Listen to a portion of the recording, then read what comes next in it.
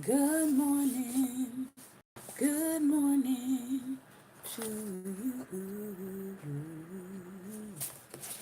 Good morning, good morning to you. Oh, good morning, good morning to you. Good morning, good morning, good morning to you.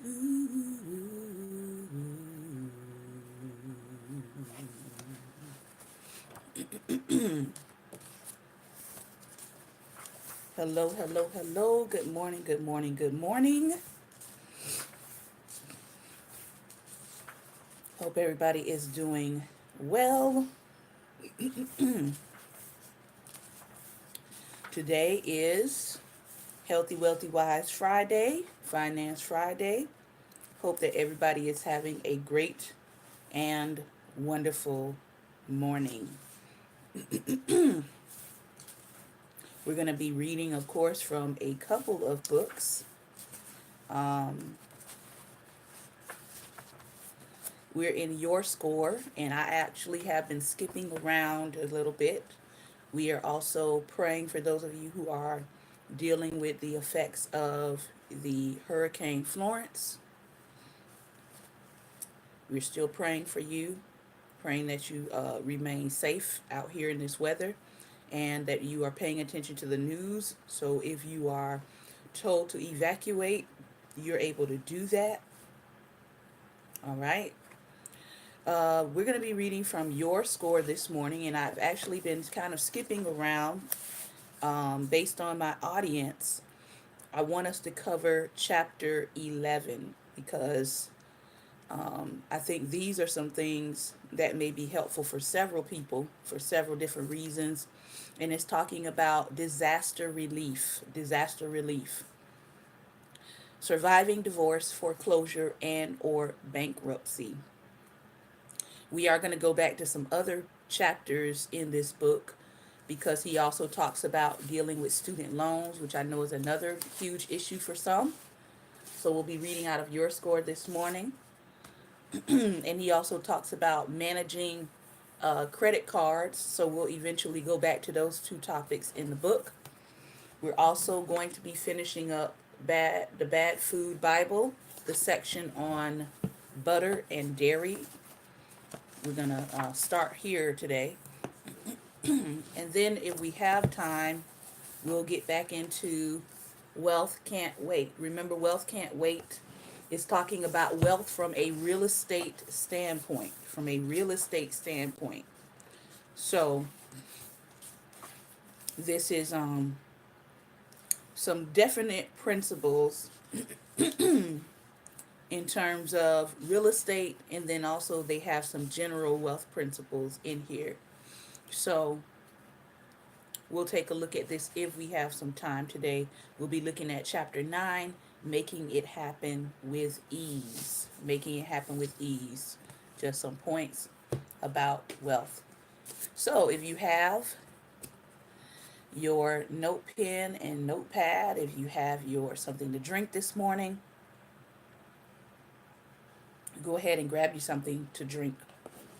So we're talking healthy, wealthy, wise, and we've been talking about butter. That's our first subject matter under Healthy, Wealthy, Wise, and we're reading from the Bad Food Bible, and it's really a doctor who is examining some of the foods that we have called bad and what the research actually shows and what you should actually or what you could actually be doing. So we started out with butter, and he's talking about how many studies contradict the fats make you fat hypothesis. And he started talking about how these systematic reviews of these studies show that low fat diets don't outperform other kinds of diets in respect to weight loss. And so that's where we ended. And now he's going to be talking about dairy. And the subject is dairy isn't the devil, but that doesn't mean you should overdo it. So that's where we are right now. If you've read my newspaper columns or watched my videos, you've likely seen me rail against the milk industrial complex. Good morning to each and every one of you. Good morning, Lady Judy. Good morning, Lady Ravonda. Lady Judy, I'm going to have that for you on Monday. Good morning, Lady Apostle. Good morning, Lady Barbara. Good morning, Pastor Ben. Thank you all so much for joining me this morning. He says, you've likely seen me rail against the milk industrial complex. I am not being hyperbolic when I call it that. Many people in the nutrition community push milk, and to a lesser extent, dairy products in general, with an evangelism that vastly outstrips what the evidence warrants. These experts are backed up by the dairy industry, national governments, and a lot of health research to boot. But what is the basis of this mania, and how do they get away with it? Almost no one will dispute that when a baby is born, breast milk is the best source of nutrition. All mammals nurse their young, and breast milk benefits a newborn in ways above and beyond nutrition. Breastfeeding infants until 1 to 2 years of age is optimal, according to the American Academy of Pediatrics Institute of Medicine. And now, the Health and Medicine Division of the National Academies of Science, Engineering, and Medicine, World Health Organization, and many other renowned health groups. Unfortunately, breastfeeding until that age is often difficult, if not impossible, for many mothers, especially those who are less well off and have to return to work, those who go back to work by choice, and those whose children go off to preschool or daycare. So we often replace human milk with the milk of cows and other animals, and we continue to consume it into adulthood. This distinguishes our species in a questionable way, if you ask me. We are the only mammals on the planet that consume milk after childhood and often in great amounts. However, more and more evidence is surfacing that suggests milk consumption for the first few years of life has no positive effect on our health, and too much might actually be detrimental. This is in spite of the fact that the U.S. Department of Agriculture recommends that adults may potentially drink 3 cups a day to meet their daily dairy requirement. Proponents of the paleo diet may have a point when they argue that grown-ups don't need milk. More than 10,000 years ago, when human beings began to domesticate animals, no adults or older children consumed milk. Many people don't drink it today because they are lactose intolerant, and they do just fine without it. According to the dairy industry, people who avoid milk are missing out on some fantastic health benefits. Milk is good for our bones, dairy producers tell us.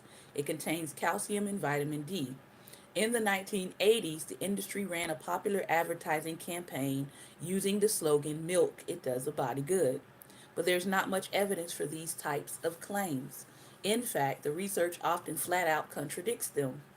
One big piece of evidence in the case against milk emerged in 2011 when the Journal of Bone and Mineral Research published a meta analysis examining whether milk consumption might protect against hip fractures in middle aged and older adults. 6 studies of almost 200,000 women could find no association between drinking milk and lower rates of fractures. More recent research has confirmed these findings. In a study published in 2014, researchers asked almost 100,000 men and women how much milk they had consumed as teenagers, and then followed them for more than 2 decades to see if milk consumption was associated with a reduced chance of hip fractures later in life. It wasn't. Another study followed more than 45,000 men and 61,000 women in Sweden, aged 39 or older, and tracked their milk consumption as adults. These researchers found similar results, reporting that drinking milk was not associated with any protection for men and was actually correlated with an increased risk of fractures in women and an increased risk of death in both sexes. The Swedish study wasn't a randomized controlled trial, so we should not assume casually. But it's important to note that according to all these studies, drinking milk seems to have no association with benefits and may have a significant association with harm. Even studies that have examined the specific nutrients in dairy products for possible protective effects come up short. A 2007 meta-analysis in the American Journal of Clinical Nutrition examined high-quality studies of how calcium intake was related to fractures. The analysis of these studies of more than 200,000 people ages 34 to 79 found no link between total calcium intake and the risk of bone fracture. This meta-analysis also reviewed randomized controlled trials that examined whether calcium supplements could lower the risk of fractures. More than 6,000 middle-aged and older adults participated in these trials, in which subjects were randomly assigned to get extra calcium or a placebo. Not only did the extra calcium not reduce the rate of fractures, but the researchers were concerned that it may have increased them. So, if your doctor or milk industry advertisement is telling you to consume more dairy so as to get more calcium, you might want to ask how sure he or she is of that advice. In the United States, dairy is often fortified with vitamin D, which many people believe has mild bone friendly properties, as does they think calcium. Yet the evidence for adding vitamin D to products is sketchy. Although it is true that vitamin D is necessary for calcium absorption and therefore for bone health, that doesn't mean that most people need to consume more of it. A meta analysis published in The Lancet examined the effects of vitamin D supplements on bone mineral density in middle aged and older adults. It found that for the most part, consuming extra vitamin D did not improve the bones of the spine, the hip, or the forearm. It did result in statistically significant but less clinically meaningful increase in the bone density at the top of the thigh bone. As a whole, however, in the studies analyzed, vitamin D had no effect on overall body bone mineral density. Now, the caveat here is, and I have said this before in other health videos, is the best way to kind of figure out what kind of vitamins and minerals you need is to actually get a blood test that focuses specifically on testing your vitamin and mineral levels. Many African Americans, unbeknownst to them, are vitamin D deficient, but you will only really find that out if you get a blood test that is specifically geared toward testing your mineral levels. Once you find that out, then your doctor would actually be able to prescribe you the correct amount of vitamin D you should be taking every single day. All right? None of this should be taken to mean that people with vitamin D or calcium deficiencies shouldn't take supplements, including perhaps adding extra dairy to their diets. They absolutely should. But the majority of people in the United States are not clinically deficient in these nutrients, and dairy advertisements don't discriminate between people who need them and those who don't, nor do governments or many medical experts for that matter.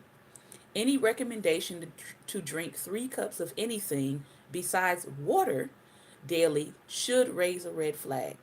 Milk is not a low calorie beverage. Even if people drink non fat milk, 3 cups a day means they're consuming 250 calories. Low fat or whole milk has even more. In an era when seemingly every other caloric beverage is being demonized out of concern that is causing obesity, doesn't it seem strange that milk still is getting a pass? Politics are almost certainly at play here. The USDA's role in promoting dairy was firmly established in the 1983 Dairy Production Stabilization Act, which made it the business of the government to carry out a coordinated program of promotion designed to strengthen the dairy industry's position in the marketplace and maintain and expand domestic and foreign markets and uses for fluid milk and dairy products. Organizations such as Dairy Management Inc., a nonprofit organization created by the U.S. government in 1995, exists to increase dairy consumption. DMI, for instance, employed the popular Got Milk campaign to advance this agenda. Today, the vast majority of DMI's funding for marketing strategies comes from the dairy producers themselves. So, yes, there is a milk industrial complex, and it doesn't seem to have your best interests at heart. Let me be clear. I am not telling you never to drink milk. Clearly, babies and toddlers are meant to drink breast milk. They do just fine on formula and then cow's milk as well. I'm also not telling you to believe arguments that demonize any dairy consumption at all as harmful. For instance, anyone who claims that just because our ancestors didn't drink milk, we shouldn't either, is doing some pretty selective thinking. We didn't always cook our food either, but no one but a crackpot would tell you to eat all of your meat raw. Similarly, we didn't always have coffee. Yet, there are responsible and highly enjoyable ways to consume this beverage. Just because we didn't eat a certain way in the past doesn't mean we can't eat that way now. Moreover, when it comes to the overall healthiness of dairy, there's plenty of good news. Paleo diet supporters say that dairy can cause diabetes, but a systematic review and meta analysis showed the opposite to be true. Consuming dairy does seem to have a protective effect against diabetes. These supporters say that dairy can cause heart disease and death from cardiovascular events. But though the evidence is scarce, the data we do have suggests the opposite. Consuming dairy seems to have a positive effect on cardiovascular health. They also say dairy consumption can make you fat, but in truth, it's not associated with significant weight gain. And they argue that eating dairy is associated with a greater risk of death from many causes, but that's not true either. Besides, there are some pretty compelling reasons why you would want to consume milk, reasons that have more to do with pleasure than with health. What else would you put on your cereal? And cookies without milk would be unthinkable. There's nothing wrong with having an occasional glass of milk just because you like it. The same goes for the vast constellation of other dairy products. Plain yogurt is often the only thing on the breakfast buffet that isn't pretty much a dessert. Cheese in all its forms is delicious. I doubt that most people fear dairy the way they do artificial sweeteners or salt or cholesterol. But if you do, you should not. The same goes for the fats these foods contain. Don't eat too much of them and you'll be fine. Now, I will tell you, for my own consumption, I eat very little cheese right now. Um, and if I do use milk now, I actually use almond milk. So, again, the writer is making the point that number one, there was some targeted advertising by our government whose agenda was to make sure that people were consuming more milk, but it was a money agenda. The second thing he's emphasizing here is that what you have heard about the effects of milk may not be altogether true. And so, again, he's not eliminating milk from your diet. He's saying pay attention to how milk is being advertised to you and make sure that you're consuming dairy that you need and not an overconsumption of it simply because it's being advertised to you, as he said, drink 3 cups of milk or 3 glasses of milk a day. The bottom line, should we be eating more polyunsaturated fats? Should we be avoiding saturated fats? It is hard to answer all of these questions using the available data. And knowing there's likely data out there that people haven't shared due to publication bias makes finding the truth that much more difficult. There's one thing we do know about fats, however. Fat consumption does not cause weight gain. And unfortunately, you have a lot of diet programs that have that premise. All right? But the truth of the matter is, fat consumption does not cause weight gain. To the contrary, it might actually help you shed a few pounds. The tide does seem to be turning in favor of saturated fats, but slowly. The halting nature of the shift, good morning, is emphasized and exemplified by the USDA's guidelines for nutrition, which are released every 5 years. These guidelines help determine how foods are labeled, set research priorities, and determine what foods are distributed to needy families. They are highly influential with doctors, nutritionists, policymakers, and the general public. In recent years, these guidelines have been updated to reflect some of the latest research about fats. But like so much else, they get some things about saturated fats right and other things wrong. Before the USDA issues the 5-year nutritional report, its Dietary Guidelines Advisory Committee reviews the relevant and hopefully new research and recommends changes to the previous report.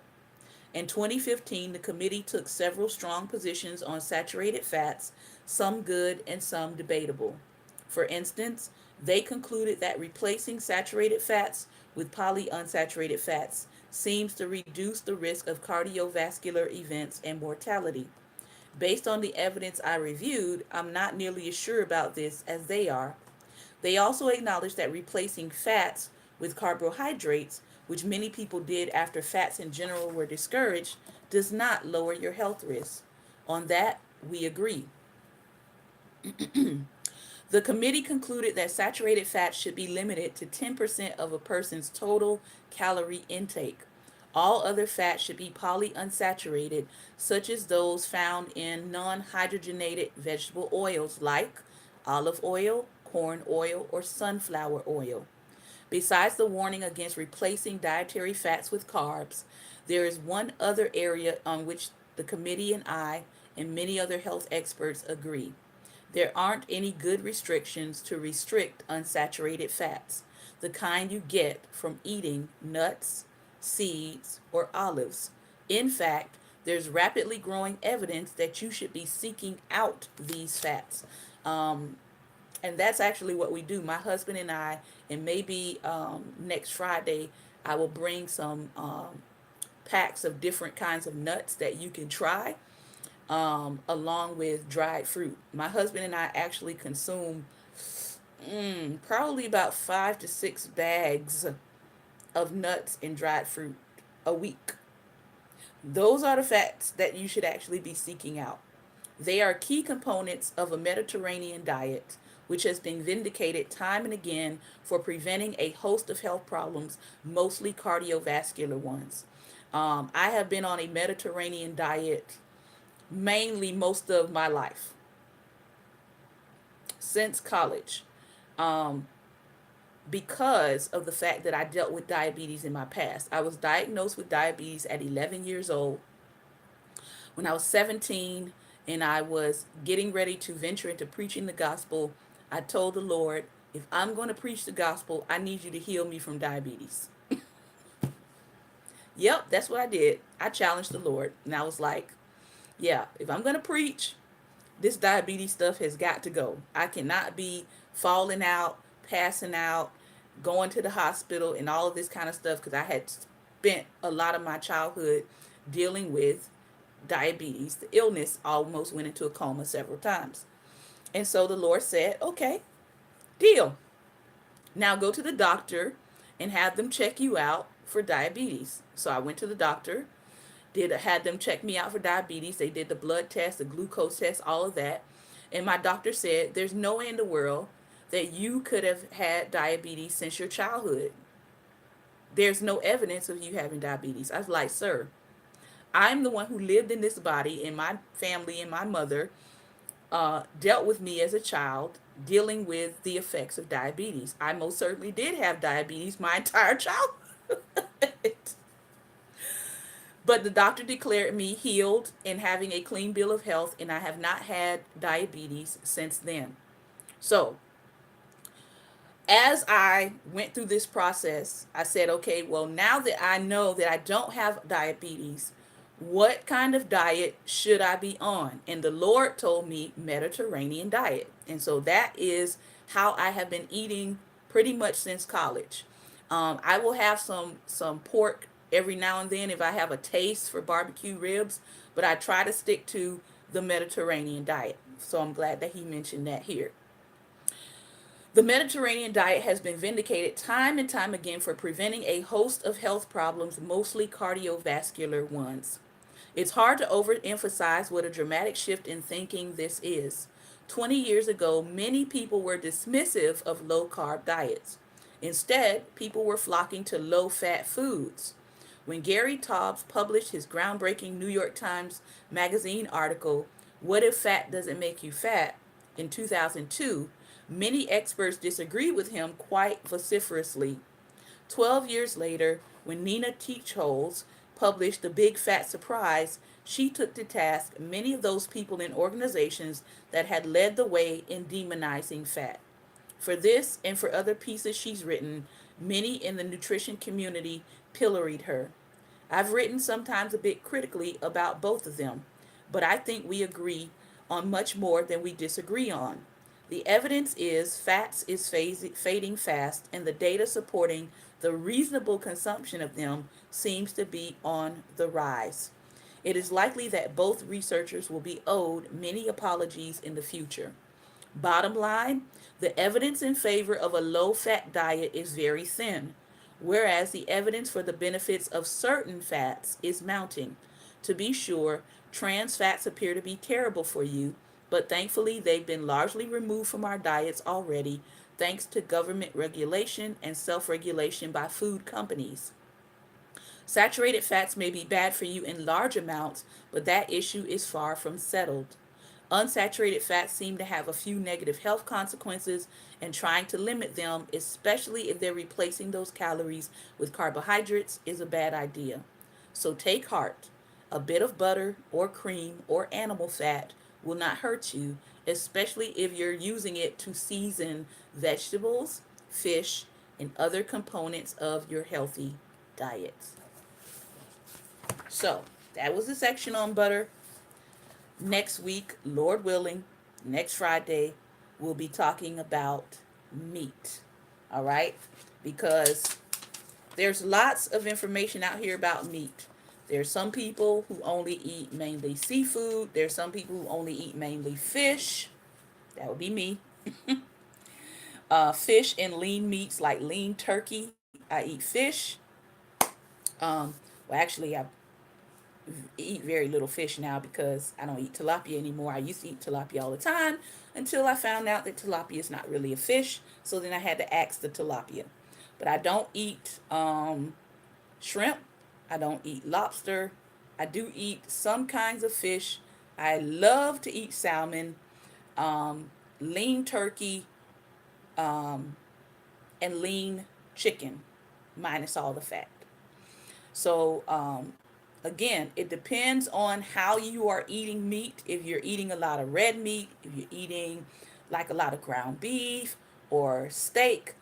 Next week, we're going to get into meat. We're going to talk about how you can eat it, what has been said about meat, and how you can adjust your diet if you are consuming too much. All right? The goal is to not demonize every food that you eat. That's why it's called the Bad Food Bible. For those of you who are looking for the title, How and Why to Eat Sinfully by Aaron Carroll, MD. All right, your score. Insider secrets to understanding, controlling, and protecting your credit score. For those of you who know, we've been reading this since last season, and we're continuing on. We're looking at chapter 11 today as we get into the second half of our broadcast. Excuse me. We're looking at disaster relief, surviving divorce, foreclosure, and bankruptcy. All right. Please note, you should consult a lawyer and or other financial professional for advice specific to your particular circumstances. This book is for educational purposes only. I sincerely hope you never have to use the advice in this chapter, but the unfortunate reality is that pretty much everyone goes through some sort of adversity in their financial life. From the start of the economic meltdown in 2007 to 2012, when we finally shook clear of it, more than 4 million American families went through either a foreclosure or a short sale. Hand raised. And it wasn't limited to just those folks who had subprime mortgages, the high risk, high interest rate loans that were at the heart of the crisis. The truth is, more than twice as many regular homeowners lost homes in the collapse than people with subprime loans. The hard truth is that if the company you work for goes under and you lose your job, now that's not exactly what happened to me, but it was close. It doesn't matter what your interest rate is. The bankruptcy picture was even worse. More than 5 million people filed for bankruptcy protection during that time. Bankruptcy happens to most people because of crushing medical debts, but during the crisis, it happened to plenty of Americans just because the rug got pulled out from an otherwise healthy and normal financial life. As we talked about at the beginning of this book, I was one of those people. During the Great Recession, the mortgage origination business cratered, and I went from a normal guy who had a nice house, paid his bills on time, and had money in the bank to being one of the people in those bankruptcy statistics. There isn't much positive to say about those years, but one good thing to come out of them was that the stigma surrounding many of the financial crises that hurt people every day is starting to fade. When more than 50 million people are going through a foreclosure, bankruptcy, short sale, or job loss, there are a lot of people in the same boat. It's big enough group that the various credit card companies, banks, and other creditors can't just throw those people away. There is financial life after a foreclosure, bankruptcy, or a divorce. You just have to understand the steps to recovery and hopefully have a plan in place ahead of time. Good morning, love. This chapter is going to serve two purposes. Ideally, it's something you read before you ever find yourself in one of these situations. You'll be better prepared if something awful should happen, and the experience will be far less traumatic. But I'm also very aware that plenty of people reach out for help only when they're already waist deep in trouble. If you're in the middle of the storm and looking for a lifeline, I'm here to help too. I usually separate credit problems into two categories. There are issues like late payments, collections, high balances, and other dings on your credit scores. And then there are crises. A crisis is something that threatens the very foundation of your financial life. You can limp along in life with a credit score in the 600s. But if you're going to lose your house, your financial portfolio, or your marriage, those are serious problems that require a different level of attention and action. Here we're going to address the four major crises that plague tens of millions of people every single year: divorce, foreclosure, the rental trap, and bankruptcy. Between 40 and 50% of marriages end in divorce, and is the most common financial pothole that people face. Even under the most amicable terms, if you and your spouse shared any part of your financial life, you're going to have to do some triage to protect and establish yourself as an independent entity. When it comes to your home, if you fall behind on your mortgage payments to the point where you're going to lose your house to foreclosure, you're in an extremely stressful situation. There are also short term problems to solve, like where you're going to live next, in addition to the ones that come when your credit gets crushed afterward.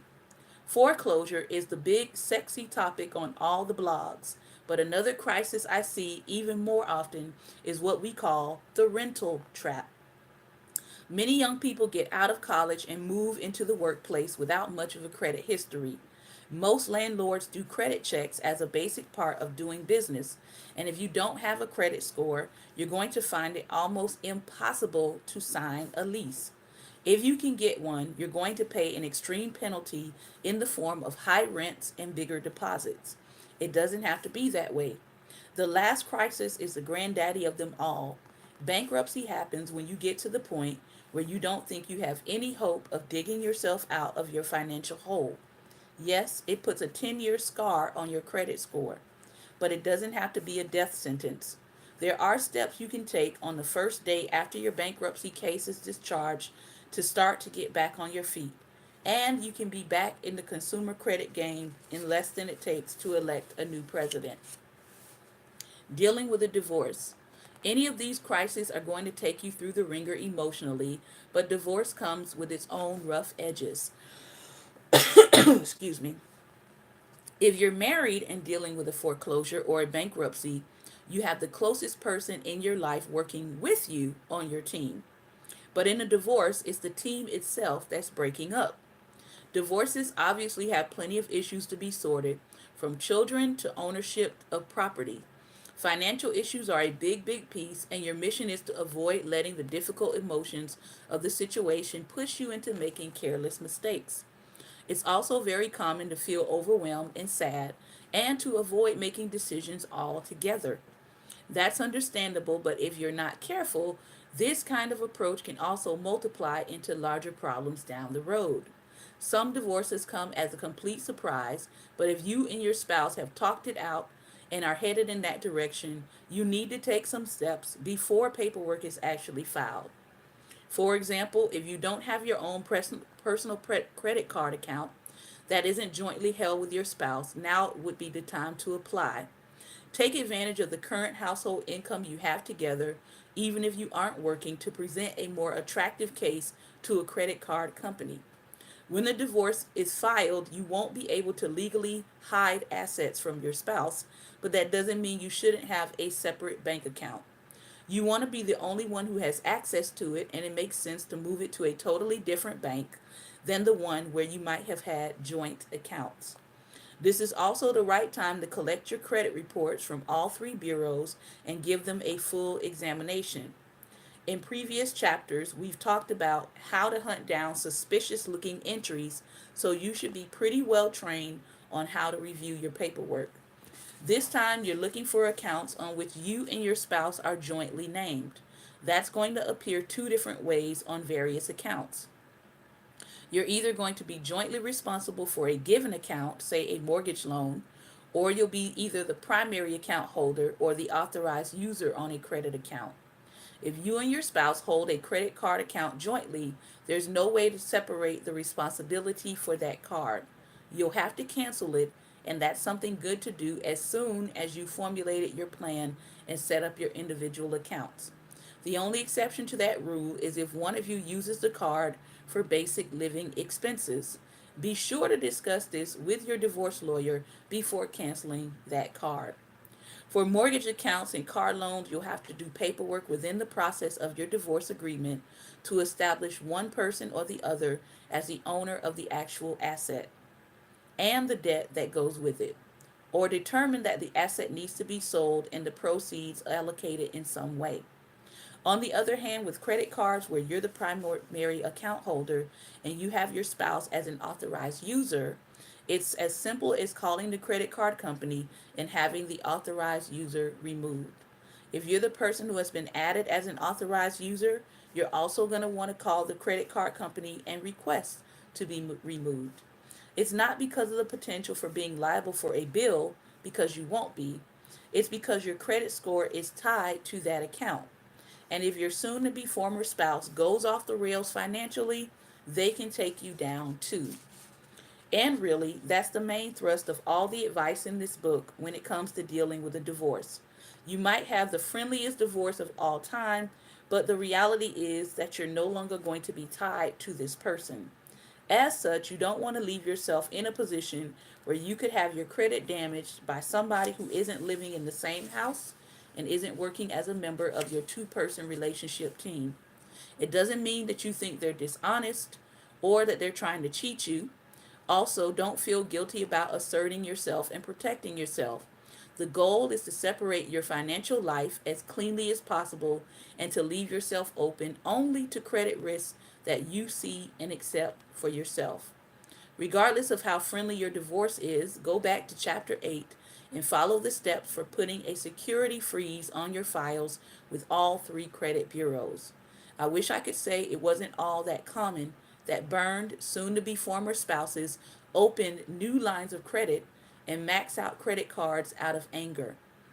But it happens all the time, and you're especially vulnerable when somebody knows all of your pertinent information, such as your passwords, security questions, mother's maiden name, high school mascot, etc.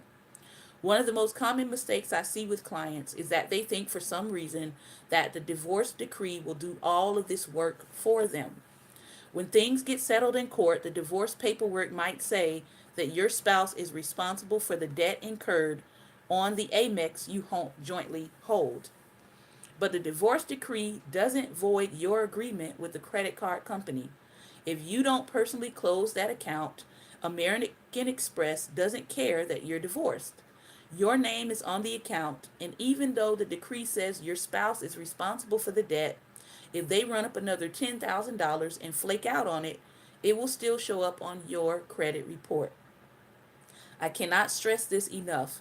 Even if things are amicable and you have a good relationship with your soon to be ex, you can be hurt very badly if you don't protect yourself by removing your name from accounts you no longer control anymore. One client went through one of the friendliest divorces I have ever seen from an extremely nice and responsible guy. During the process of the divorce, in which they didn't use lawyers, they refinanced their home so that her name would come off the mortgage documents and sorted out all of the other assets between themselves. They did not have children, so they figured that was the end of it. The problem? They had a joint credit card from Wells Fargo that he was responsible for paying. He never canceled it, and years later, when he went through some lean times in his business, he fell behind on it. It was maxed out. He missed several payments in a row. It went into collections, and Wells Fargo eventually closed the account. My client didn't find out about it until she got a letter from one of her other credit card companies saying that her credit limit was now being reduced. She came to me to find out why. We checked her credit, which revealed the situation. Since the Wells Fargo account was closed, it was too late to remove herself from it. She had to live with a black mark, and it took years of work to recover. Excuse me. Surviving a foreclosure. This isn't the place to go into an in-depth discussion about why foreclosures happen. If you're reading this, you are either in the middle of it happening or worried that it might happen, or you simply want to be educated on the process. I hear you. All right. So, the most basic reasons are usually job related. Somebody loses a job and can't afford the house payments anymore, and they can't sell the home for close to what they owe on it. Other reasons are more insidious. If you had an adjustable rate mortgage and you didn't fully understand what you were getting into, you could have been taken by surprise when the rate reset and jumped significantly after a certain number of years. All of a sudden, what used to be a comfortable payment became a major stretch. Once you started missing payments, it doesn't take much to tip over the whole cart. Most people prioritize the roof over their heads before other bills, so they start paying the mortgage at the expense of other bills like credit cards. Then those start to become late and delinquent, and they never catch up. Once you miss a string of house payments and the penalties and late fees begin to add up, the mountain starts to look impossible to climb, especially if you happen to live in a market where real estate values are flat or have gone down. One of the oldest cliches in real estate is that you don't make money when you sell. You make money when you buy. In other words, you make a smart investment in a house that costs you less than it's truly worth. You're insulated because you basically have bought built-in home equity. It's a cliche because it's true, and it's true for a variety of reasons. Yes, buying a house you can afford and that presents good value is always terrific. But you also win on the buy by being very aware of the process of securing your mortgage. Affordability is just one piece of the game, as we discuss in Chapter 6. Many people find themselves in foreclosure because they didn't sweat the small details during the mortgage process, and the mortgage originator wasn't in a hurry to help them out. Need an example? When you go to an originator to get your mortgage, they're going to pull your credit. The credit report they pull becomes locked in for up to 90 days, which means you better have done whatever repair work was needed on your credit before your first interaction with an originator. Once you're locked in and can't fix something, even something simple that could give you a 10-point boost in your credit score from the second tier to the first tier, you're going to be stuck with the interest rate that's spit out by the algorithm. So before you ever contact somebody and get into a contract that's going to hold you to that credit score for 90 days, make sure that you have done the necessary credit repairs so that you can have the best score going in, so that you can have the best interest rate offered to you. Got it? Good. When you're working in a good job and have money in the bank, an extra $300 or $400 a month in interest on your mortgage payment doesn't seem like a big deal. But when you're just scraping by, it can mean the difference between keeping your house and losing it. When you sign for a mortgage, you're basically exchanging your commitment to make payments over a certain period of time for the money to buy a home. If you don't keep up with your payments, the bank that holds your mortgage is going to come after you for either the money or for your house. If it doesn't get your money, then it's going to take your house in foreclosure to sell off and make good on your debt. It's obviously a scary and stressful situation, but having some information about how this happens can help some of that stress go away. For example, if you're late on a mortgage payment or even miss one or two payments, the bank isn't going to come and take your house. But that being said, once you are 3 to 6 months behind, you're going to see most banks begin the foreclosure process. The rules about foreclosure vary from state to state, but generally speaking, the bank has to go through several steps to show it tried to collect from you and that you failed to pay, a process that usually takes between 10 months to 2 years. It's important to check with a foreclosure defense attorney in your state because you can buy yourself years of time, especially in a state that requires a judge to sign off on every foreclosure. But once that process has been completed, your house is either sold at an auction or repossessed by the bank and sold by a realtor in a traditional sale. Throughout virtually all of the process, you can lift yourself out of it if you can find a way to become current with your payments. So the bank doesn't want to foreclose because it's a headache to do so. And the bank isn't in the business of owning and selling homes. The truth is, it would much prefer you simply paid up so you didn't have to go through all of this. But if and when you get to the point where you cannot make your mortgage payments, your first step should be to contact the bank or company that holds your mortgage, which could well be a different place than the one you originally got your mortgage from. You might be able to negotiate a modification to your loan that reduces the interest rate, extends the term, or removes penalties and fees to give you more time and a lower payment to cover the principal you owe. You'll have to give the lender some details about your situation, such as your monthly income, your expenses, and your assets, and it'll determine if you qualify for a modification. The earlier you go through this process, the better your chances are for getting approved. If you've already missed a half dozen payments, the lender is probably going to be skeptical about ever being made whole. The sweet spot for this kind of negotiation is after you've missed the first payment and are 30 days behind.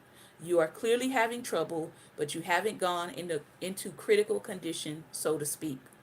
If you don't get a modification or temporary forbearance, which gives you a certain number of months to make little or no payments in order to get back on your feet, you then have to prepare for the next step.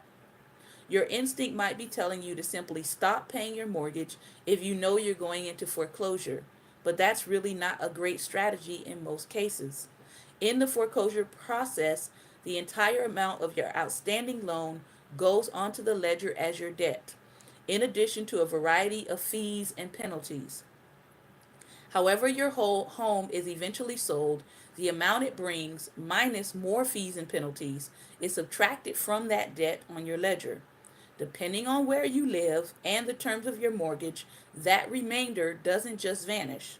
If you live in what's called a recourse state, or you have recourse language in your loan agreement, you continue to owe the remainder and the bank will chase you down for it, which means that continuing to pay at least something reduces that exposure and shows good faith for the negotiations that will come next. As the foreclosure process continues, you can get permission from your lender to put your house up for sale as a pre-foreclosure. If the house sells for less than you owe on your loan, you can ask your lender to approve what's called a short sale. If the short sale is approved, that's a minor victory. It doesn't leave as much of a black mark on your credit as a foreclosure, but it's still pretty close. It is reported as a charge off or debt settlement, which raises a red flag for other creditors, and it stays on your credit report for 7 years. Depending on how short the sale was in comparison to what you owe the lender can either forgive the remainder of the debt or chase you down for the deficiency. It's important to ask for real clarification in writing as to what happens to the leftover debt. Because if it sticks around after the foreclosure, it works like any of your other debts. If you can't pay that deficiency, you're going to get another black mark on your credit and probably get sued. If you have a second mortgage on your home, this is the time to be extra cautious. Generally speaking, the holder of the second mortgage has to get in line behind the first mortgage holder in a foreclosure or a short sale, and there usually isn't enough cash left over to pay off the second mortgage. I've had many clients come to me years after a foreclosure because a giant collection showed up in their credit report, an action from the second mortgage holder from the foreclosure who is looking to get paid back. When you're negotiating the foreclosure or short sale, be sure to talk to that second mortgage holder and get it on board with what's happening, because if you don't, you're going to have to contend with it down the road. Some states have non recourse laws which actually prevent lenders from chasing you for the leftover debt. You can check if your state is one of them with a simple Google search, by Google searching recourse laws by state. If you can't sell the house and the foreclosure is going to go through, your goal is to preserve as much of your credit health as you can so that you can start to rebuild. First of all, don't cancel any credit cards because it will be much more difficult to get new ones after a foreclosure. Your credit card companies could well reduce your credit line, increase your interest rate, or flat out close your account. But you should be able to preserve at least some of the cards through your foreclosure. Your next goal is to secure housing that fits into your new financial world. We're going to talk more in the next section about getting a rental with compromised credit, and that's an important piece as you move forward with your life. You can expect your credit score to go down at least 150 points after a foreclosure, probably more if you went into it with a score above 740. That will put you in subprime territory for the beginning of your 10-year stretch, but if you follow the right steps, you can actually be normal within 2 years of foreclosure.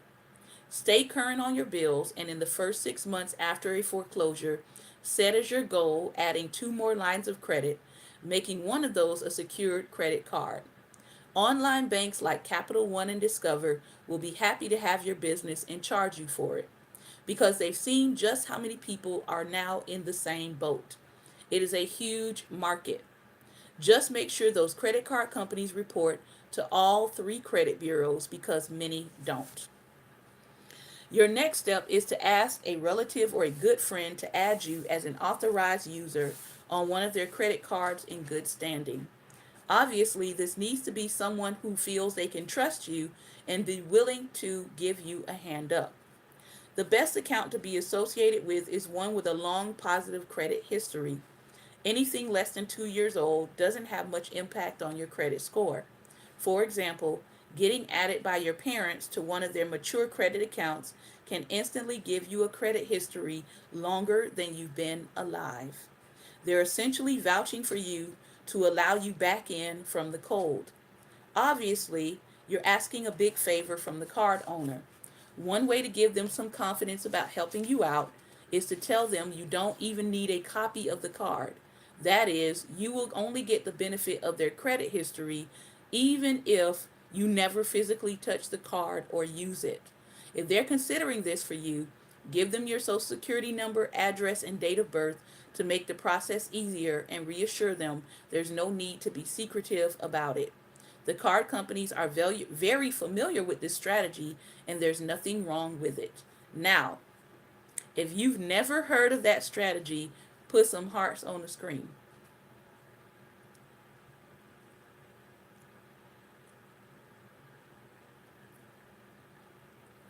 If you've never heard of someone putting someone putting someone with bad credit as a joint account holder on their good credit card that they've had for a very long time to help that person build their credit back up after something like a foreclosure, put some hearts on the screen. hmm Now ask yourself, how many people actually do that?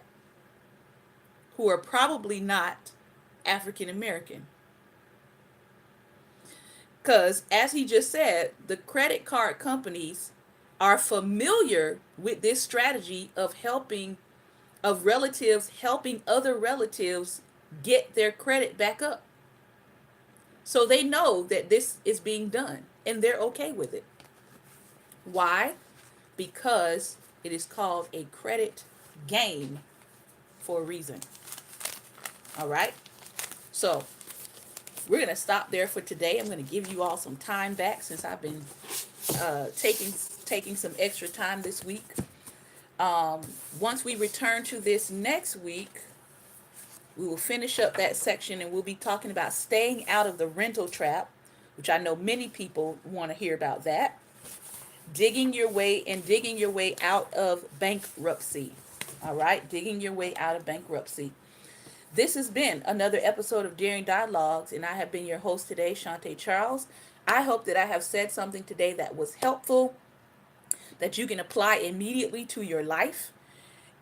Things that you can share with those around you who may be dealing with credit issues, who may be dealing with foreclosure issues. I know those who are going through the storm right now, you definitely want to be looking at your policies for your home. All right. Look at your policy for your car.